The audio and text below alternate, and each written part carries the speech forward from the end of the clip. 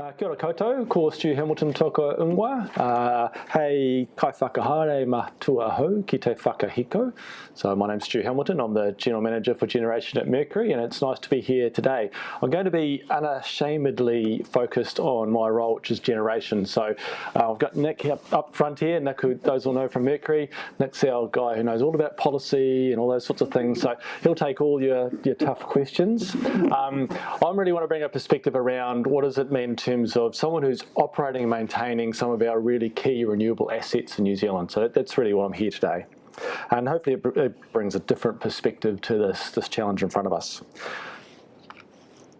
So I might just touch a little bit on myself as well first. So I have been with Mercury now for 18 months. I joined from Tiwai before that. Prior to that, spent a fair bit of time in mining across Australia, Africa, and in New Zealand.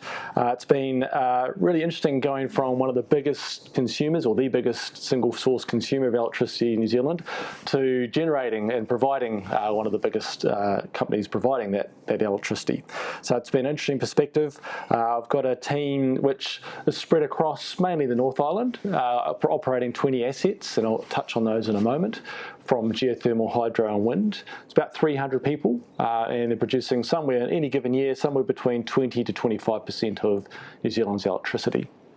So in terms of just an overview of what Mercury is about, to refresh everyone's perspective, really is dominated in the North Island with hydro, geothermal and wind. You can see the kind of split there. If you look at it, sort of roughly half hydro, then about maybe a third geothermal and the rest wind in terms of gigawatt hours produced per year.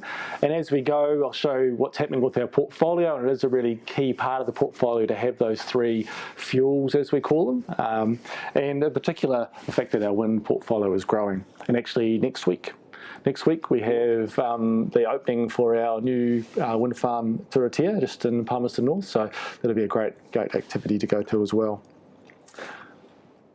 So in terms of Mercury, certainly dominated with generating assets in the North Island. We also have a couple of wind assets in the South Island, and one that's being built at the moment in Quaira Downs.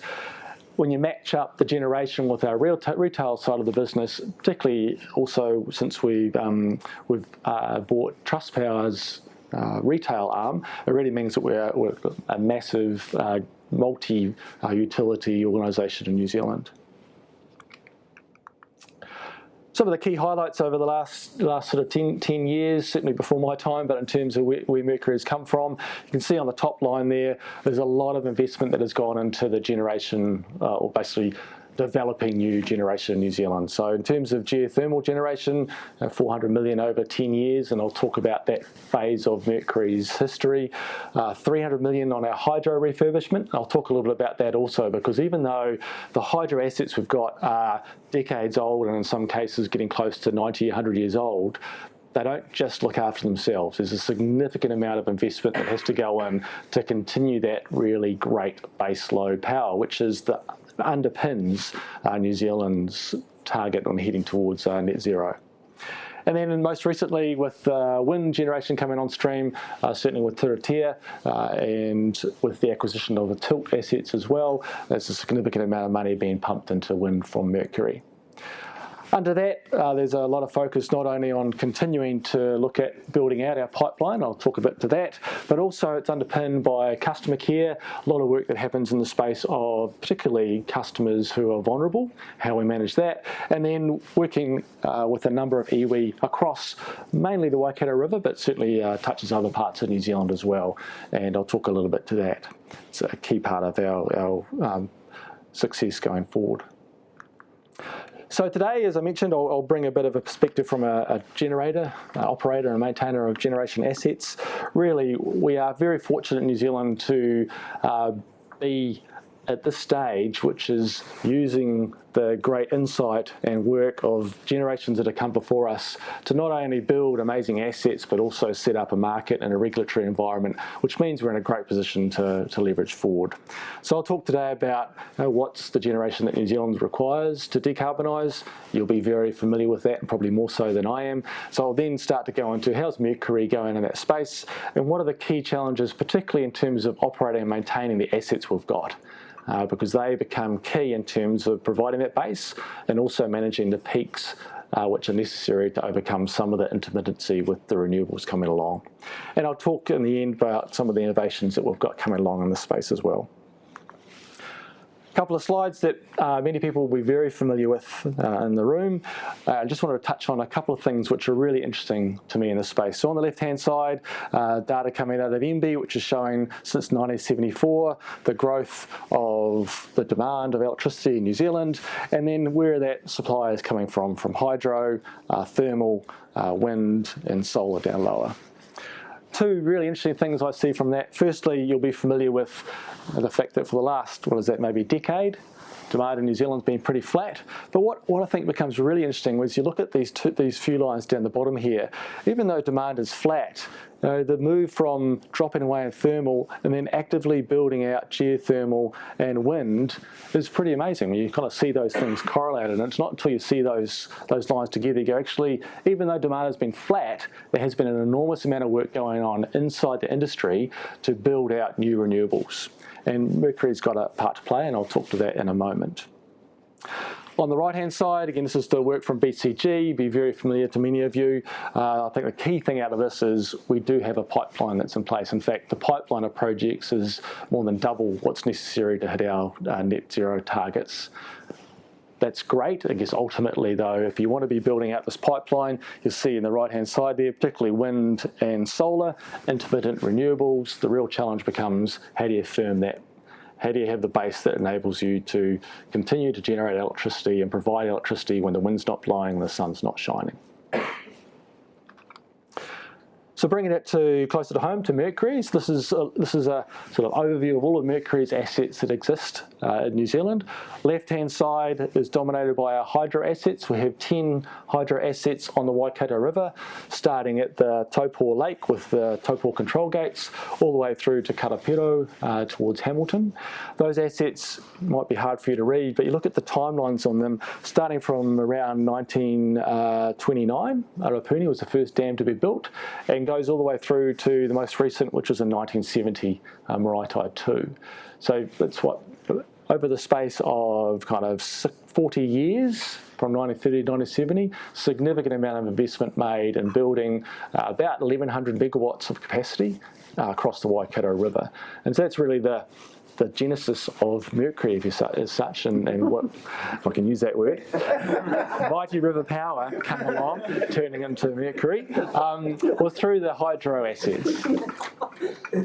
And then that was sort of the early part of our existence. And then you go through into sort of the very late 90s, into 1997, through to about 2013, Mercury was involved in the construction and development of 5 geothermal assets. So the sort of phase of Mercury's history moved from hydro through to about 2 decades worth of heavy investment into geothermal. And that was shown up in that previous slide you saw before, that big kick up. Sort of finished around 2013, and we'll come back to what happens next for geothermal for Mercury. But really the focus over the last probably 5 to 10 years for Mercury, and this has been supercharged with the acquisition of tilt assets, has been in the wind space.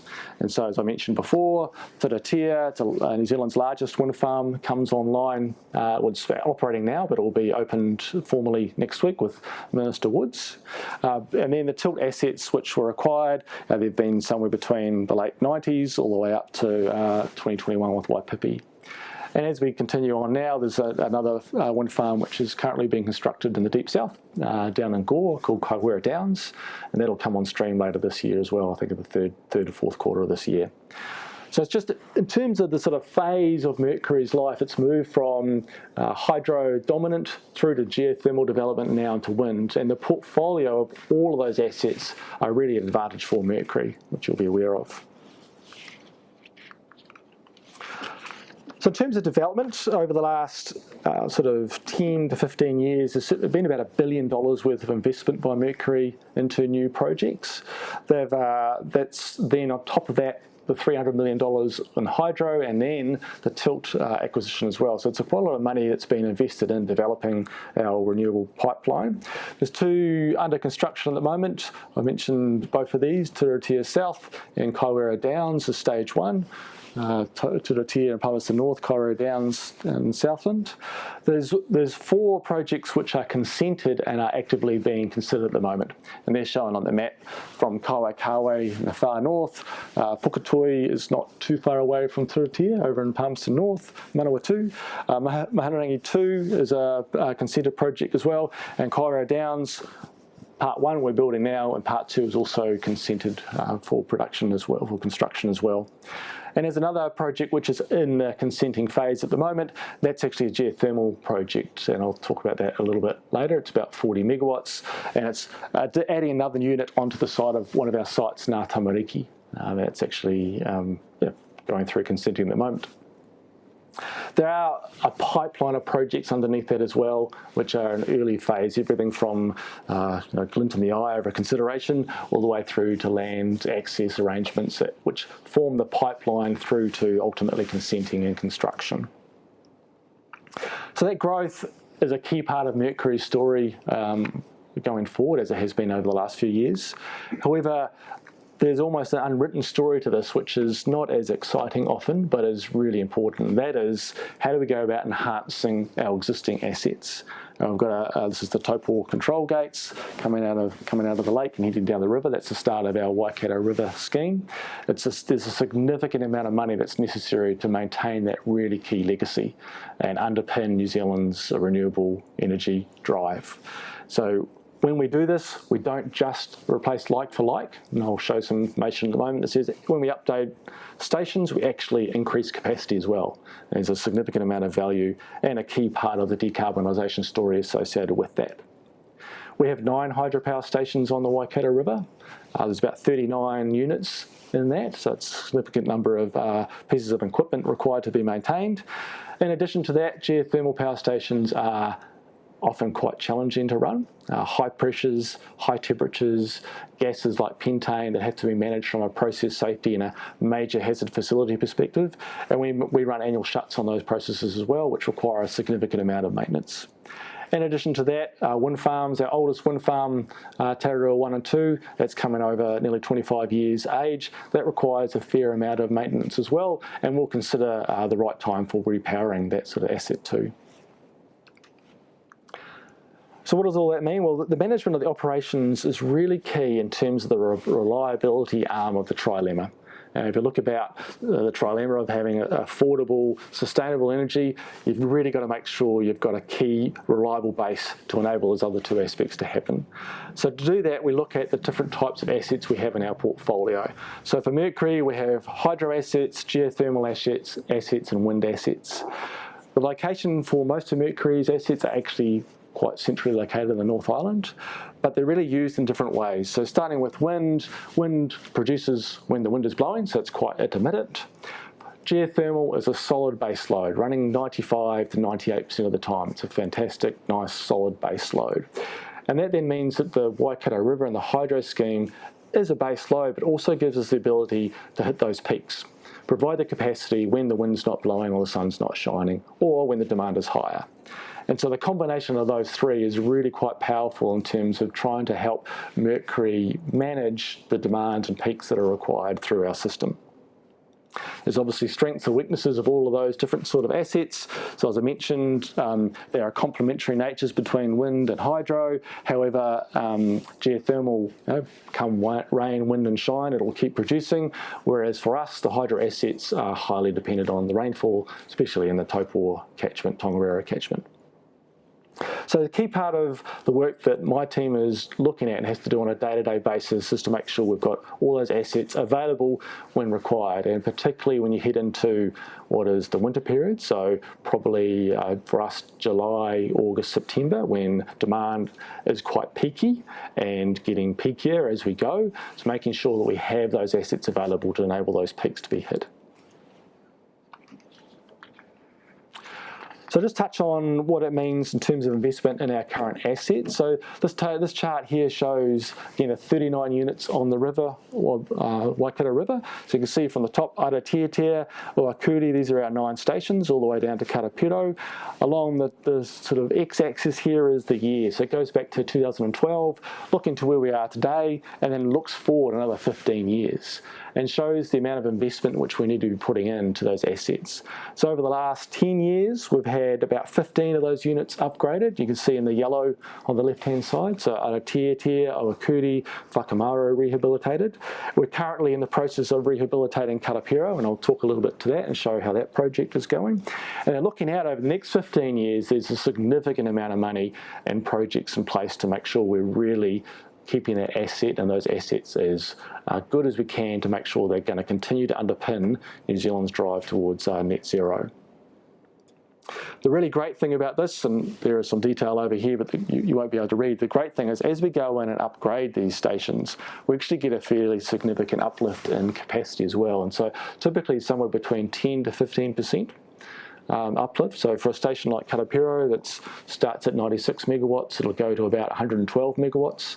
It's quite a significant uplift. So across all the assets on the river, you've got about 100 megawatts worth of potential uplift of great peaking load, which we'll be able to implement over the next decade, which is not insignificant. It's the size of a decent sized wind farm, but equally it gives you that peaking capacity to it as well. Overall, the last 5 years and looking out for the next 10 years, it's nearly $500 million that often goes unrecognised because it's not as exciting as new wind farms going up, but it's necessary to make sure that we're underpinning our system in New Zealand. So what does it actually look like? So here's a photo of the Karapiro Dam. For those that have driven through Cambridge, it's actually a public road normally, and we've cut it off at the moment, which to conduct this work. Basically, at Karapiro, it's a power station which is 75 years old, built in the 40s. The project we're doing at the moment is about 6 years worth, about $80 million. There are 3 units at Karapiro, and you can see here they're actually lifting one of the gates out. So you don't just go in and do the turbine, you literally take apart a turbine that's been in place for decades and you put a whole new unit back in place and upgrade all the safety systems and ancillary systems all the way through. Fairly significant upgrade, and doing so, as I mentioned before, we'll actually get another 5 megawatts per unit uplift over those 3 units. It's a reasonable uplift, and it actually creates, again, a nice load which we can then build further wind farms into the system, and that load helps to underpin that. So that's from the hydro side. If you look at the geothermal part of the business, there's a significant amount of money that has to go into that as well, just to maintain the performance. So geothermal, it's underpinned by the reservoir of steam and hot brine. As you are managing that reservoir, you drill wells in to extract that energy out of the reservoir, and then you inject that energy back into the reservoir. But over time, those wells deteriorate, and you have to go about re-drilling new wells. Each well is about $14 million normally. And so over the next 2 years, we're actually drilling 8 of those wells.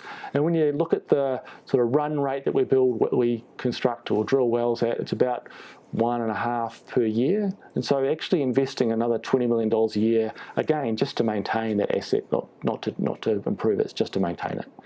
So when you combine about $30 million a year for hydro, $20 million a year for geothermal, it's a significant investment that's required, again, on those base and peaking loads required for New Zealand.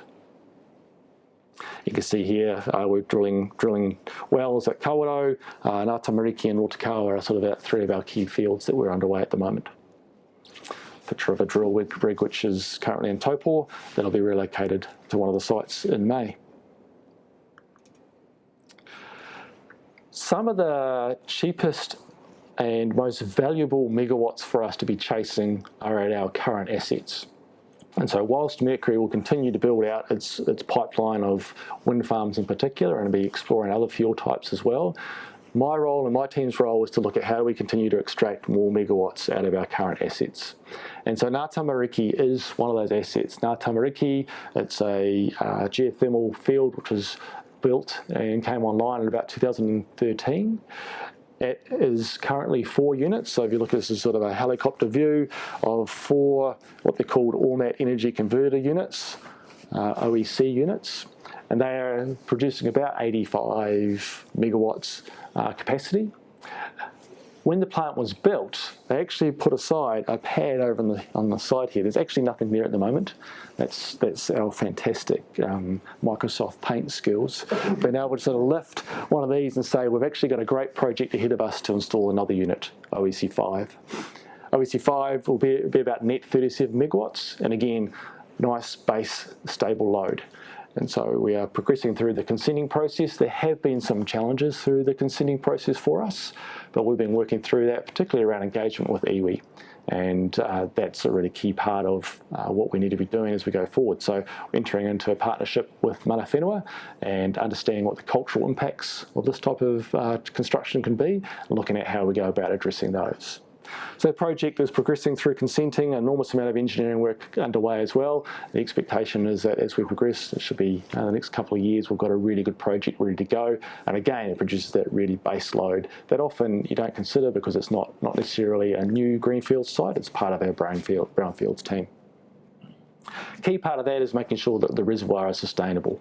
And so we've done a lot of testing. The reason why we've sort of waited till now is that over the last 10 years, we've got 10 years worth of operating data for that site. We understand what the reservoir is like.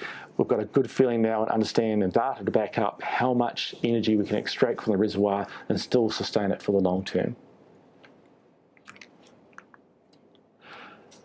So those are the sort of challenges from a generating perspective and also inside maintaining our assets. It'd be remiss of me to walk past this, and this is where Nick will jump in if need be. But there's obviously a number of challenges for us on the front of how do we actually continue to drive the industry to decarbonise. These actions here on the left-hand side should be familiar. They're largely the BCG recommendations as well. I've sort of touched a little bit on consenting, and consenting for us has been quite challenging at Ngā Tamariki. We're working really hard with our partners to get that over the line and make sure it's a really good project. Making sure, as I mentioned before, we've got the right mix of generating assets in our portfolio, and Mercury's set up really nicely with 3 key fuels, and we're exploring what the 4th fuel might look like for us. And working with customers, so Mercury, the largest customer base of any electricity generator in New Zealand, good opportunity for us to work with customers to understand that demand load and demand sequencing so we can peak into those high demand times. One thing I really do want to touch on a fair bit is around skills and expertise, because it is in my wheelhouse. If you look at the generating assets I mentioned, we really are dominated in the central part of the North Island. It's been very challenging over the last couple of years from a skills and experience perspective. We've got a workforce in the Taupō region which is highly skilled and highly attractive, and we've got a number of industries in that area who are all chasing people from the same pool of employees, and it's been really tight. What it's led to is everybody fighting over the same ever diminishing size of workforce, and it has been really tough. It's getting a little bit better, especially over the last few months, and even about a month or so ago when I went to meet a number of new employees in the Mercury generation team, went around the room and said, "Oh, tell me where you're from," and there were people from El Salvador, from Scotland, from Dubai, from Sri Lanka, from all over the world. There's even, as I mentioned, there's even someone from Kawerau there, which is pretty special. So there's a really nice mix of people coming on board, which is fantastic, but it's certainly not, we certainly haven't addressed that issue yet, and it's going to be something that we were talking earlier about. How do we make sure we're bringing people in, but ultimately how do you also develop people out? So going to schools and making sure there's a really strong pipeline of people seeing this as a great industry to be a part of, and making sure that people are coming through into that. And the final thing I just wanted to touch on was around innovation, and a couple of key innovations that Mercury is working with, and actually this is happening across industry, so we're working with a number of industry players in both of these areas. The left-hand side I'll talk to is really around decarbonisation. So even though we are a renewable energy generator, geothermal fields still have emissions of CO2. They're naturally occurring, so that CO2 is dissolved in the steam and brine which we're bringing out of the ground, and at the moment it's emitted into the air, and so I'll talk about what we're trying to do about that. And on the right-hand side is some work that's very exciting, looking at how do we go about using machine learning to optimise our assets. So touching on geothermal carbon emissions, you can see a little chart there that shows all of the 5 Mercury geothermal fields from Kawerau, Ngā Purua, Ngā Tamariki, Rotokawa and Mokai. You see that each of those assets are producing somewhere between the equivalent of 20,000 tonnes per year of CO2, all the way up to Kawerau, which is about 100,000 tonnes of CO2 per year. So not insignificant. And so over our total portfolio, it's about 200,000 tonnes per year of CO2. So we've been looking at what we can do about that, and one of the technologies we've been developing is to take the CO2 which is emitted, to capture it, and then to re-inject it back into the lines which are being put into the wells, back into the reservoir. So it's trying to sort of turn it into a closed loop cycle where the CO2 comes out of the reservoir, we capture it, and then a bit like a soda stream, you kind of pump it at high pressure back into a fluid, which then gets re-injected back into the reservoir. So at Ngā Tamariki, that trial has been going quite successfully. It's been going for 2 years now. We've been injecting about a quarter of that field's emissions, about 8,000 tonnes a year, back into the reservoir. And the reason why we've been taking some time on that is to understand what does it do to the reservoir. You don't want to be re-injecting the CO2 back underground if it's going to do, first of all, come back out, and secondly, do something to damage the actual reservoir. And it's looking very, very positive so far. I know ourselves and Contact Energy is looking very closely at doing very, very similar work to us as well. It's not as easy, unfortunately, as picking it up from Ngā Tamariki and transferring it to the other sites. So that's really where the key support is needed over the next few years to understand how can this technology be applied to different reservoirs which have different emissions coming from them. So exciting and something we're working through. There's also an option for us to look at what do we do with that carbon dioxide for other industry as well. New Zealand has at times been short of carbon dioxide, and there's some point sources of carbon dioxide that we have at play which we can use. For example, combining with hydrogen to form something like methanol. So there's opportunities in place for us to be exploring. On the maintenance side and operations side, the digital river is something which we've been progressing over the last couple of years as well. So what that does is it sets up a digital twin to model what's happening on the river, all the way from the catchment of rain in the Taupō region, all the way through the river to the outflow at Karapiro. And the digital twin is set up to take in lots of data from weather patterns to demand of electricity to what's happening with tributaries coming into the river. And it runs a number of scenarios to work out what is the optimal way to run those assets for a given day. Do you run high for some stations during certain times of the day? Do you wait until other times of the day to hit certain peaks? How do you make sure you're basically extracting the most electricity out of every drop of water that flows into and down the Waikato River? And that runs in parallel, it's a digital twin running in parallel to what's actually happening on the river.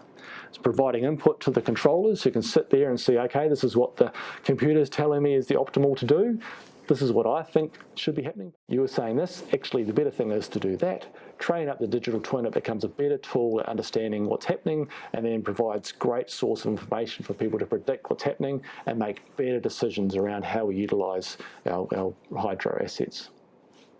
So 2 really good innovations. There's many underway, and especially in the maintenance space, particularly around AI and machine learning. There's a long way for us to go, not just in generating assets, but I'm sure it's across New Zealand industry. Really exciting time to be part of that. Yeah, so that's kind of the story from a generation perspective. I think, as I mentioned, Tina mentioned as well, I've come from a large consumer of electricity into a large generator of electricity. It's an interesting perspective to jump that fence. It's been an exciting time to join Mercury, not just because of its pipeline and renewable development options and the fact that it's building those out at pace. It's also a great time to be there in terms of navigating the numerous challenges around how we maintain our assets, how we engage our people, and being part of the decarbonisation story for New Zealand, and I'm very proud to be a part of that. Thank you.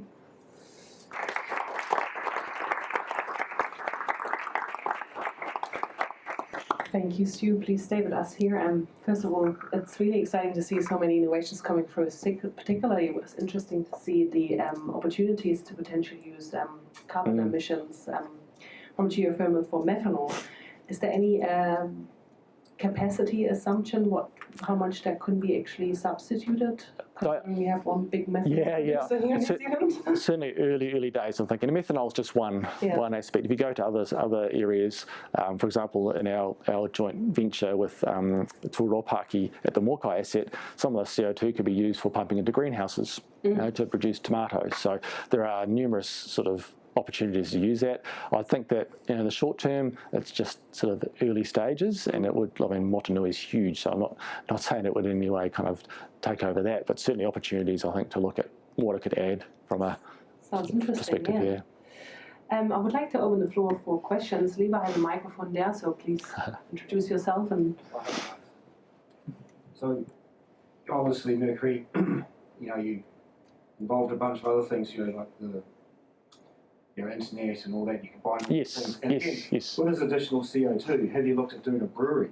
Yeah. If you need help and assistance on that, look at it. Yeah.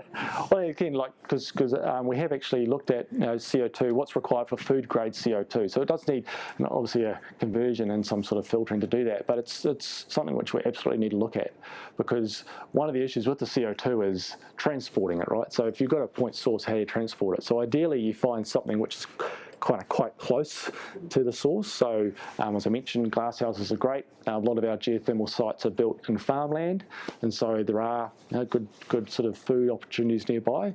And working with not just Mercury, but working with Tahara North, which is another one of our partners as well, to understand how can we use this resource, because it is potentially a good resource to use, not only to develop something that's productive, but equally to help decarbonise as well. It might be a great opportunity. Yeah. One of the things we've actually struggled with is to try and find figures for base demand and CO2 and carbon dioxide in New Zealand. So if anyone knows of any sources or any publicly available sources, because it's actually pretty opaque, and I think if there's any policy people in the room, that could be a really valuable area to get some transparency around. Yeah, and again, earlier days, but I know with New Zealand refining dropping away, and we talked about what the source of CO2 could do for aviation fuels and so forth as well. So. More questions? There's another question. Yeah. Kia ora, thanks for the talk. Just on the re-injection stuff of CO2 back into the geothermal, is that recognised by the emissions trading scheme? And if not, what's the conversation about? Great question. So what it means for us is ultimately at the moment we are in effect buying credits to cover our emissions.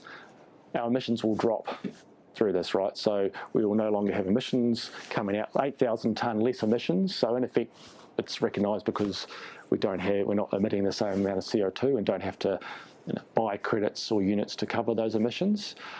It is quite new still though, so potentially how we work through any potential regulations and legislation that comes out is an important factor for us to understand and work through. It's quite different from CCUS, carbon capture storage, because ultimately that is about taking a gas and storing it in some sort of chamber underground. This is actually almost taking gas that's come out of the ground and putting it back into where it came from. But yeah, potentially there are some issues. It's one of the things we have to understand as we progress beyond the trial and to the next phase.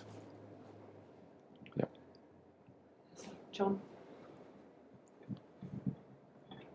Stu, you mentioned before about how your assets fit very beautifully together. You've got hydro, which is standby, and it sits very nicely with your wind. You've been in a happy place the last couple of years with a lot of water around. It wasn't too long ago you were in an unhappy place. Yeah, it's only really 12 months, yeah. So how, does Mercury have a house view as to how that is meant to sort itself out? If you're short hydro, what does peaking look like? Yep. Yeah, so the portfolio team has a perspective of, they basically have risk curves associated with rainfall, and they manage the portfolio based on those risk curves. So the risk curves look at what's the kind of last 100 years worth of rain data look like, what's a 1 in 100 year look like, what does the median look like, and basically manage our portfolio of customers to make sure that we are appropriately long when it comes to dry years. So each given month, the portfolio team will come to the executive and look at, this is where we're currently at from an overall portfolio perspective. This is where we're placed long versus short, and this is how we look at managing the water flow down the river to manage that position as such. And the managing of the water flow is really key, because you can do that from a portfolio perspective, but there are physical risks that still need to be managed, right? So at both ends, as we experienced in January, February. If you've got a lot of rain and a lot of water in Taupō, we work very closely with the council with flood rules to make sure we're managing outflow of the lake. But equally at the other end, at Karapiro, you also have to maintain outflow through ultimately Hamilton as well. So it is a key risk which the team are looking at constantly. Every time we get more information, we're updating our models, and we have some rules in place that are helping to manage the portfolio as well as the physical risk as well.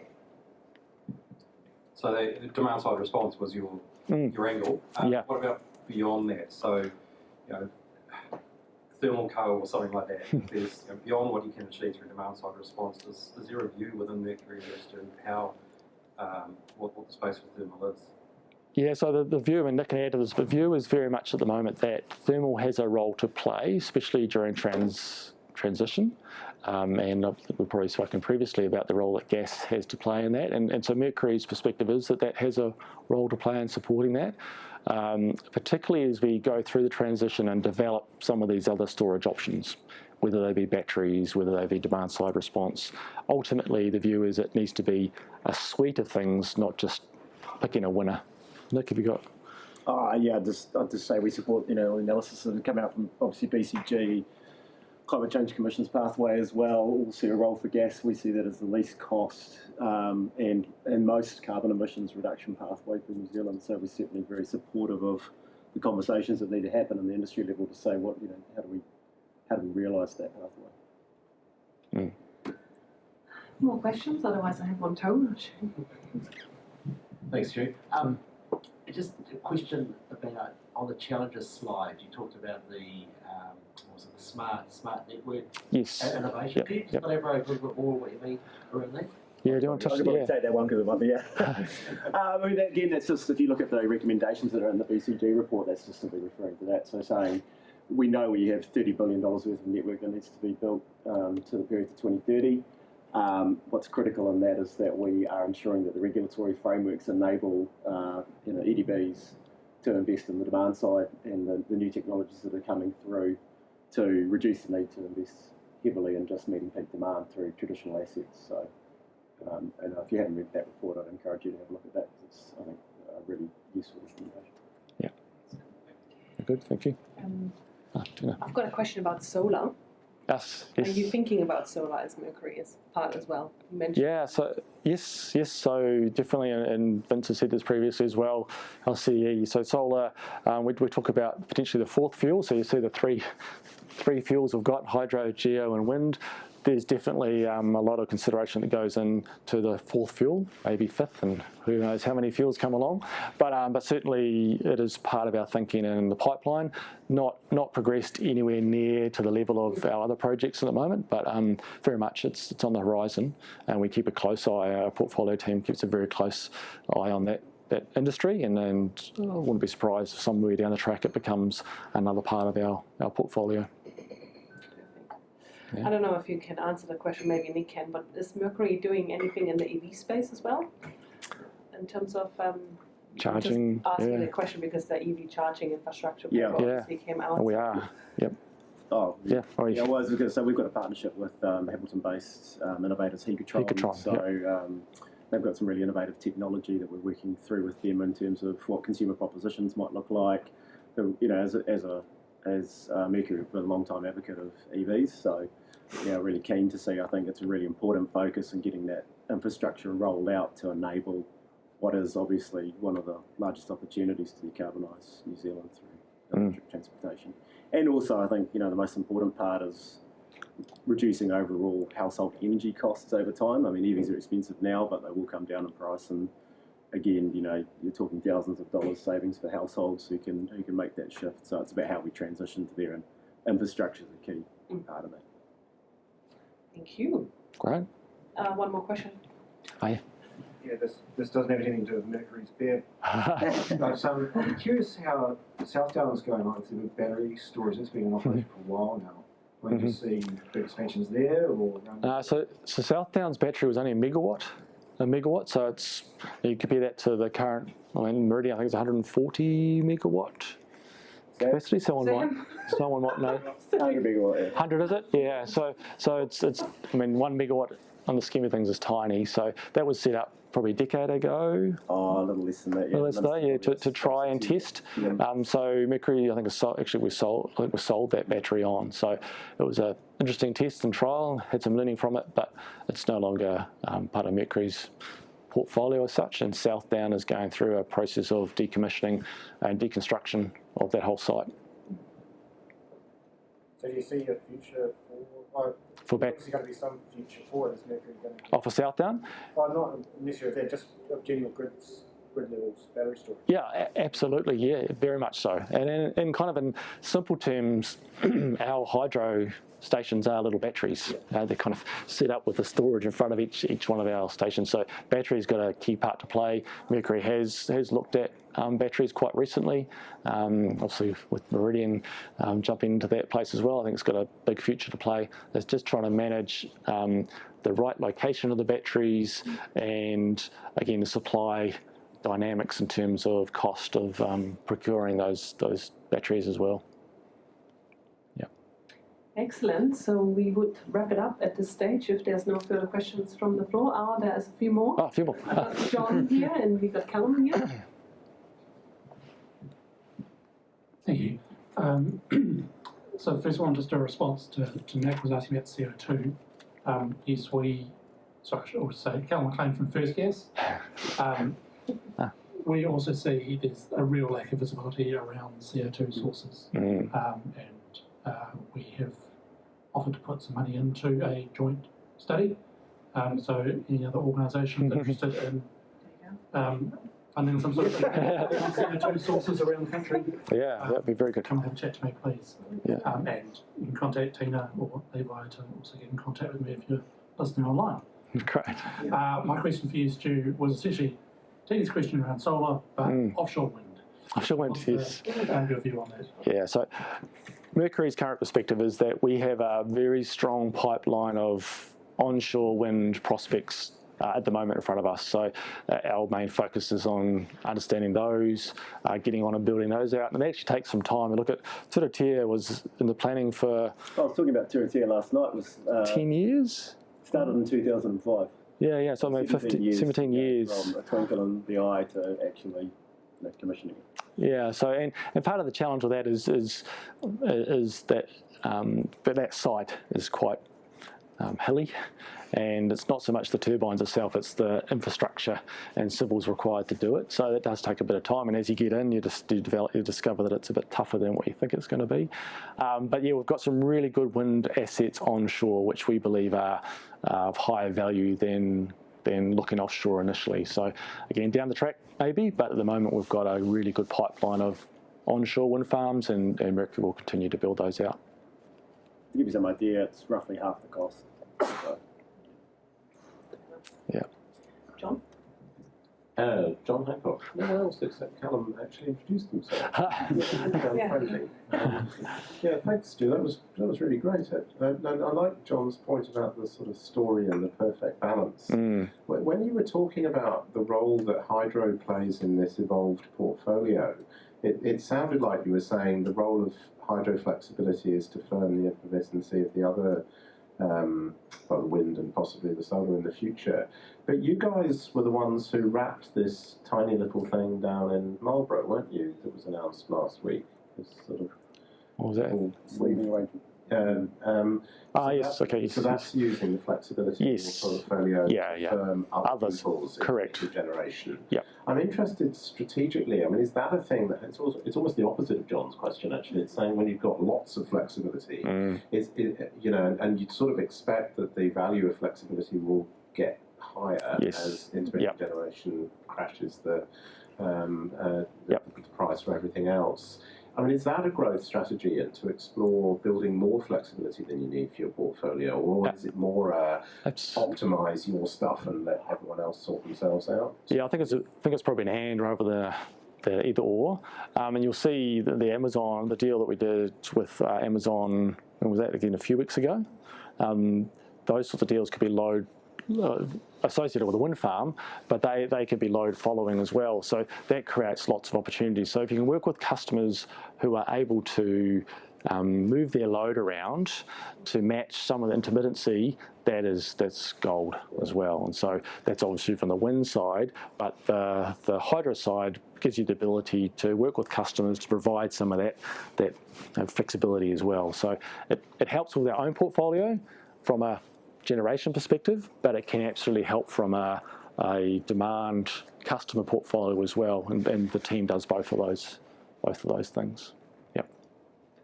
I think the other John has a final question. Oh, actually, Jenna has a final one. Then John first, then Jenna, and then we got other way around. Sorry, other John. The other John. Hi, I'm Sheena from GNS Science. Got a comment and a question. In terms of the comment, it's really interesting. And what you said about CO2 reinjection, what we've actually found is that under certain conditions, it can actually extend the life of your plant and actually optimize production. So it's an amazing win-win. In terms of my question, it's a personal one, I guess. How far away are we from being able to put energy back into the grid? I'm looking at buying an electric car. Put energy back, from cars, for example. Well, yeah, good question. I don't know how far away it is. I know that from a demand side it happens at the moment, but I'm not sure how often cars actually feed into the grid. Elon Musk the other day said he doesn't think it'll ever happen because he thinks you have to have, you have to have your battery on the wall, have a Tesla Power wall because your car's never at home. Yeah. So, you can't use your solar on your roof to charge your car and then re-inject it back in. So he sees that as a limiting factor. But technologically, it's there now, right? So, you can do it. And there are examples of cars being able to do it. How it all gets integrated and who gets the value of that when there's so many people within that value chain who are looking to realise the value is perennial challenges. There's people in the room here who've spent many years trying to think about these sorts of challenges as well. So the technology is not, I don't think, the barrier. I think it's just how the value stack gets realised across the various players. John, do you still want to ask your question? Just a real quick one. Just taking it a little bit further from what John said, actually. So hydrogen, right? It's the answer to everything. We heard last time, I think it was from Greg Size, that it's the answer to generation as well. And he put out a number out there that was, I thought, astoundingly low. It was something like $120 a megawatt hour. I mean, have you guys given any thought to that? Your house fuel on hydrogen, around being able to store energy, condensed form through time. Is that a real thing, or is that something that? I'd say we watch pretty closely, but it's not currently on our horizon, right? So, it's sort of our friends Meridian are probably the good people to talk to about hydrogen, but certainly from a Mercury's perspective, we haven't done a lot of work looking at what does hydrogen mean, whether from a fuel into other industries or whether from a storage type perspective as well. So, no. I've got a personal perspective, but yeah. Okay, I think I don't see any more hands up, and I think we had actually quite a good amount of questions going on. And thank you so much, Stu, for presenting today. Yep. I definitely want you back eventually, in the next 3 years. Maybe there's some updates of what's hydrogen doing. Thank you for coming, and there will be some lunch and some drinks outside for you to stick around a bit longer to network. And thanks, Stu. Great, thank you.